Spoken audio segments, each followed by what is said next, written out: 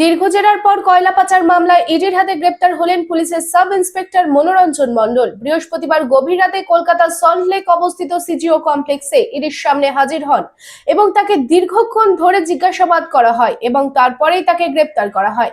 এর আগে বেশ কয়েক মাস গা ঢাকা দিয়েছিলেন তিনি বলে অভিযোগ।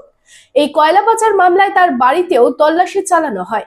চলতি বছর ৩রা ফেব্রুয়ারি রানীগঞ্জ, জামুরিয়া, বুদবুদ সহ বিভিন্ন স্থানে ইডি অভিযান চালায়। এক ব্যবসায়ীর গুদাম থেকে ১.৫ কোটি টাকা উদ্ধার হয়। সেই তদন্তের সূত্র ধরে মনোরঞ্জন মণ্ডলের নাম উঠে আসে। এখন মনোরঞ্জন মণ্ডলের গ্রেপ্তারের পর ইডি তাকে আদালতে হাজির করে রিমান্ড চাইতে পারে বলে আশা করা যাচ্ছে।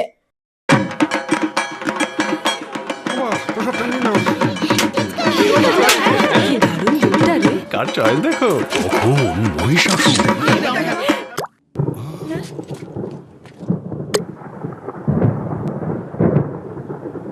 পুজোর আড্ডায় ব্রেক চেঞ্জ করে নাও ঠিক, নো মাথায় হাত। লেটস গো টু ছাদ। পুজোর সকাল বিকেল সেই ডুব দিতে যায় আড্ডাতে, ছাদেই বাঁধন হারা ভরসা দিচ্ছে টাটা, টাটা স্ট্রাকচারা।